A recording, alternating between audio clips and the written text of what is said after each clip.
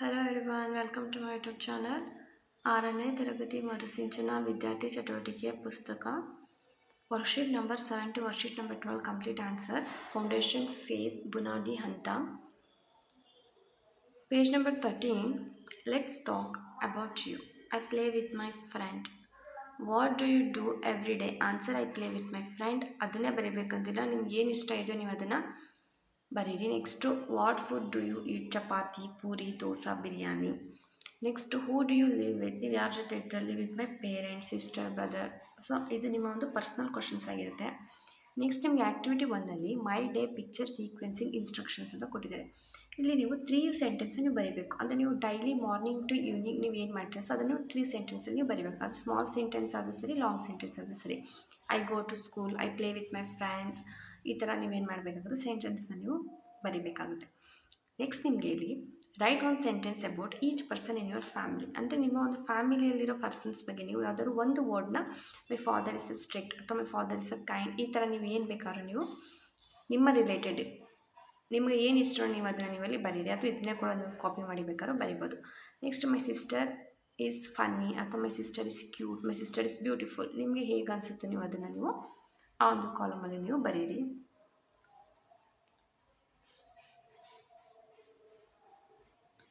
Next ನಿಮಗೆ my grandfather is honest, ಈ ಥರ.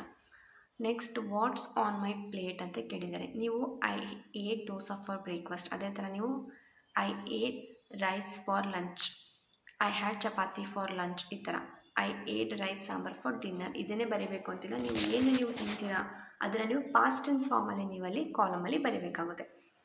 ನೆಕ್ಸ್ಟ್ ಟಾಕ್ ಟೈಮ್ ಅಂತ ಕೇಳಿದ್ದಾರೆ. What time do you wake up? ನೀವು ಎಷ್ಟು ಗಂಟೆಗೆ ಹೇಳ್ತೀರಾ ಅಂತ ಹೇಳ್ತಾರೆ. ಸೊ ನೀವು 7:30 AM ಅಂತ ಬರೀಬೇಕು. What do eat for dinner rice and sambar.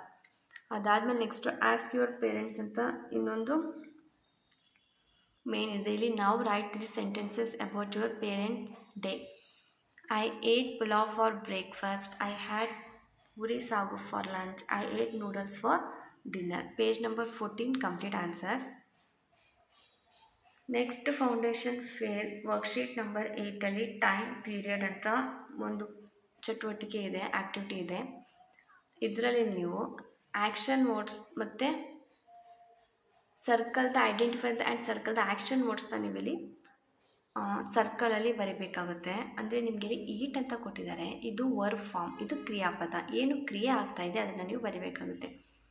Heat, jump, sit, look, walk, ride, go, play, work, cook. ಏನೊಂದು ಕ್ರಿಯೆಗಳು ಅಲ್ಲಿ ನಡೀತಾ ಇದೆ ಅದನ್ನು ನೀವು ಸರ್ಕಲ್ ಮಾಡಿ ನೀವು ಬರೀರಿ. ಅಂದರೆ ಅದನ್ನು 1 to 10 ಒಂದು ಲೈನ್ಸಲ್ಲಿ ನೀವು 10 ಪದಗಳನ್ನ ನೀವು ಅಲ್ಲಿ ಬರೀಬೇಕಾಗುತ್ತೆ. ಇದಾದಮೇಲೆ ನಿಮಗೆ read aloud the present tense and past tense form of words ಅಂತ ಕೇಳಿದ್ದಾರೆ. ಇಲ್ಲಿ ನಿಮಗೆ ಪ್ರೆಸೆಂಟ್ ಟೆನ್ಸ್ ಇದೆ, ಹಾಗೆ ಆ ಒಂದು ವರ್ಡ್ಸ್ನ ಪಾಸ್ಟ್ ಟೆನ್ಸ್ ಕೂಡ ಅದೇ ಒಂದು ಕಾಲಮಲ್ಲಿದೆ. ಇದು ಚಟುವಟಿಕೆ ಹಾಳೆ. ಪೇಜ್ ನಂಬರ್ 15ಗೆ ಕಂಪ್ಲೀಟ್ ಆನ್ಸರ್. ನೆಕ್ಸ್ಟ್ ನಿಮಗೆ ಆ್ಯಕ್ಟಿವಿಟಿ 3ರಲ್ಲಿ read each verb aloud, identify the tense form of given verbs and write them in the appropriate column. ಇಲ್ಲಿ ಪ್ರೆಸೆಂಟ್ ಟೆನ್ಸ್ ಮತ್ತು ಪಾಸ್ಟ್ ಟೆನ್ಸ್ ಇದೆ. Write, go, cook, look, charge, break, ಇದಿಷ್ಟು ಏನಾಗುತ್ತೆ, ಇದು present tense form of the verb. Next ನಿಮಗೆ past tense ಅಂದರೆ ಭೂತಕಾಲದಲ್ಲಿ ಕ್ರಿಯೆ ನಡೆದೋಗಿದೆ, ಅದನ್ನು ಭೂತಕಾಲ ಅಂತಾರೆ. ದ ವರ್ಕ್ ಹ್ಯಾಡ್ ಡನ್, ಯಾವುದೋ ಒಂದು ವರ್ಕ್ ಆಗಿರುತ್ತೋ ಅದನ್ನು ಪಾಸ್ಟ್ ಟೆನ್ಸಲ್ಲಿ ನೀವು ಬರೀ, ಅಂದರೆ ED ಫಾರ್ಮ್ನಲ್ಲಿರೋದು ನೀವು ಬರೀಬೇಕಾಗುತ್ತೆ. ಆ್ಯಕ್ಟಿವಿಟಿ 4ಅಲ್ಲಿ ಪ್ರೆಸೆಂಟ್ ಟೆನ್ಸ್ ಪಾಸ್ಟ್ ಟೆನ್ಸ್ ಯಾವುದು ಅಂತ ಬರೀರಿ. ಅದೇ ಥರ ಸೆಂಟೆನ್ಸ್ ಪ್ರೆಸೆಂಟ್ ಟೆನ್ಸ್ ಇದೆ, ಪಾಸ್ಟ್ ಟೆನ್ಸಲ್ಲಿ ಬರೀ, ಪಾಸ್ಟ್ ಟೆನ್ಸ್ ಇದೆ, ಪ್ರೆಸೆಂಟ್ ಟೆನ್ಸಲ್ಲಿ ಬರ್ತು ನೀವು ಆ್ಯಕ್ಟಿವಿಟಿನ ಕಂಪ್ಲೀಟ್ ಮಾಡಬೇಕಾಗುತ್ತೆ. ನೆಕ್ಸ್ಟ್ ನಿಮಗೆ ವರ್ಕ್ಶೀಟ್ 9 ಲುಕ್ ಆ್ಯಂಡ್ ರೈಟ್ ಅಂತ ಕೇಳಿದರೆ. Page number 17. ಇಲ್ಲಿ ನಿಮಗೆ look at the pictures and frame the sentences with the help of the substitution table given below. ಇಲ್ಲಿ ಸಬ್ಸ್ಟಿಟ್ಯೂಷನ್ ಟೇಬಲಲ್ಲಿ this, that, there, these, those, R, is ಅಥವಾ 8 flowers, ಆ hibiscus plant ಅಥವಾ 2 coconut trees ಅಂತ ಸೆಂಟೆನ್ಸ್ನ ಮಾಡಿ ನೀವಿಲ್ಲಿ ಬರೀಬೇಕಾಗುತ್ತೆ. This is the hibiscus plant, that is the hibiscus plant, there are 8 flowers, these are 8 flowers, those are 8 flowers. Next activity 2ರಲ್ಲಿ look at the picture and write the simple sentences using given clues. Answer, a vegetable seller is selling vegetables, the vegetable seller is selling carrots and brinjals. Tomatoes and chilies are also being sold by the vegetable seller. Cabbage and onions are among the vegetable available. Potatoes are also being sold by the vegetable seller. Next, foundation phase, worksheet number 10, recite and enjoy. Next, activity 1. Activity 1ನಲ್ಲಿ ನಿಮಗೆ rhyming ವರ್ಡ್ಸ್ನ underline ಮಾಡಿ ಅಂತ ಕೇಳಿದ್ದಾರೆ. Tree, sea, grace, face, well, tell, cheer, near, ಈ ಥರ ಅಂದರೆ last ಪದಗಳು ನೆಕ್ಸ್ಟ್ ಒಂದು ಸೆಂಟೆನ್ಸ್ಗೆ ಏನಾಗಬೇಕು ಆ ಒಂದು ವರ್ಡ್ ಲಿಂಕ್ ಆಗಬೇಕು. ಇದನ್ನು ಪ್ರಾಸ ಪದಗಳು ಅಂತ ಕರೀತಾರೆ ಕನ್ನಡದಲ್ಲಿ. ಇಂಗ್ಲೀಷಲ್ಲಿ ರೈಮಿಂಗ್ ವರ್ಡ್ಸ್ ಅಂತಾರೆ. ನಾನು ಅಂಡರ್ಲೈನ್ ಮಾಡಿದ್ದೀನಿ, ನೀವು ಕೂಡ ಇದೇ ಥರ ಅಂಡರ್ಲೈನ್ ಮಾಡಿ ಆನ್ಸರ್ನ ಬರೀರಿ. ಆ್ಯಕ್ಟಿವಿಟಿ 2 ನಿಮಗೆ match the following. Match the following ಕೂಡ ಕಂಪ್ಲೀಟ್ ಆನ್ಸರ್ ಇದೆ. ಇದು ಪುಟ ಸಂಖ್ಯೆ 19ರ ಸಂಪೂರ್ಣ ಉತ್ತರಗಳು. ನೆಕ್ಸ್ಟ್ ಮೇನ್ ನಿಮಗೆ ಫೌಂಡೇಶನ್ ಫೇಸಲ್ಲಿ ಇಲ್ಲಿ ನಿಮ್ಗೆ ಯಾವುದೇ ಕೂಡ ಆ್ಯಕ್ಟಿವಿಟೀಸ್ ಇಲ್ಲ. ಅಂದರೆ ಇದು ಜಸ್ಟ್ ನಿಮಗೆ ಪಂಕ್ಚುಯೇಷನ್ ಪವರ್ ಅಂದರೆ ಫುಲ್ ಸ್ಟಾಪ್ನ ಯಾವ ಥರ ಯೂಸ್ ಮಾಡ್ತಾರೆ, ಕಾಮನ ಹೇಗೆ ಯೂಸ್ ಮಾಡಬೇಕು, ಎಕ್ಸ್ಕ್ಲಮೇಷನ್ ಮಾರ್ಕ್, ಹಾಗೆ ಕ್ವಶನ್ ಮಾರ್ಕ್ ಮತ್ತು ಕೊಟೇಶನ್ ಮಾರ್ಕ್, ಇದನ್ನು ಯಾವ ಥರ ನೀವು ಯೂಸ್ ಮಾಡಬೇಕು ಅಂತ ನಿಮಗೆ ಇದೆ. Next, read the following sentences aloud. Remember to show what the punctuation tells you to do with your voice. Next activity 2ರಲ್ಲಿ ರೀಡ್ ಅಲೌಡ್ ರಿಲೇ ಅಂತಿದೆ. Every day scene. Next passage 2 little story.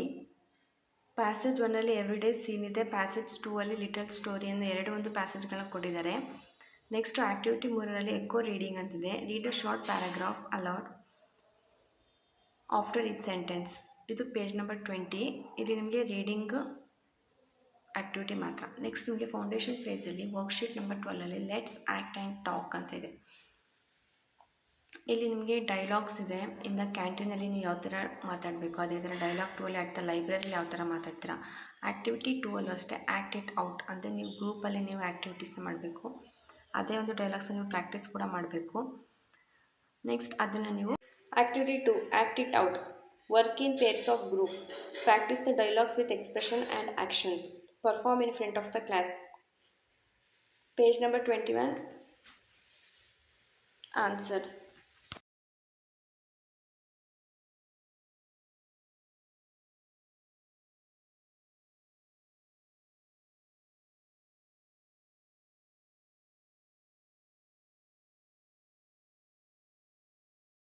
Next, let's reflect and say what did you enjoy about today's role play. ಅಂದರೆ ನೀವು roll ಪ್ಲೇಲಿ ನೀವು ಯಾವುದನ್ನು ನೀವು ತುಂಬಾ enjoy ಮಾಡ್ತಾರೆ, act ಮಾಡೋದಾಗುತ್ತೆ ಅಥವಾ ನೀವು ಸ್ಪೀಚ್ ಇರುತ್ತೆ. ಸೊ ಇದನ್ನು ನಿಮಗೆ ಯಾವ್ದು ಅನಿಸುತ್ತೋ ಅದನ್ನು ನೀವು ಬರೀರಿ. ನೀವು ಬೇರೆಯವ್ರ ಜೊತೆ ಮಾತಾಡಬೇಕಾದ್ರೆ ನಿಮಗೆ ಈಸಿ ಆಗುತ್ತೋ ಡಿಫಿಕಲ್ಟ್ ಆಗೋದು ಅದನ್ನು ಕೂಡ ನೀವು ಅಲ್ಲಿ ಬರೀಬೇಕಾಗುತ್ತೆ. ಅಥವಾ ಹಾರ್ಡ್ ಅಂತ. What would you do differently next time. I take different role. ನೀವು ಡಿಫ್ರೆಂಟ್ ರೋಲನ್ನು ಕೂಡ ತೊಗೊಂಡು ಮಾಡ್ಬೋದು. ನಿಮಗೆ ಏನು ನೀವು ಡಿಫ್ರೆಂಟಾಗಿ ಮಾಡಬೇಕು ಅನಿಸುತ್ತೆ ಅದನ್ನು ನೀವು ಅಲ್ಲಿ ಬರಿಬೋದು. ನೆಕ್ಸ್ಟ್ ಇದಾದಮೇಲೆ ಹೋಮ್ ಫನ್ ಅಂತ ಕೇಳಿದ್ದಾರೆ. ಇಲ್ಲಿ ನೀವು ವರ್ಡ್ಸ್ನ ನೀವು ಇಲ್ಲಿ ಬರಿಬೇಕಾಗುತ್ತೆ. ನೀವು words pen, pencil, eraser, bottle ಇದನ್ನೇ ಅಂತಲ್ಲ, ನಿಮ್ಗೆ ಯಾವ್ದು ಇಷ್ಟ ಆಗುತ್ತೋ ಆ ಒಂದು ವರ್ಡ್ಸ್ಗಳನ್ನ ನೀವು ಬರೀರಿ. ವಿಡಿಯೋ ಇಷ್ಟ ಆದರೆ ಲೈಕ್ ಮಾಡಿ, ಫ್ರೆಂಡ್ಸ್ ಜೊತೆ ಶೇರ್ ಮಾಡಿ, ಹಾಗೆ ನನ್ನ ಚಾನಲ್ ಸಬ್ಸ್ಕ್ರೈಬ್ ಮಾಡಿ ಅಂತ ಹೇಳ್ತಾ thank you so much for watching. Bye.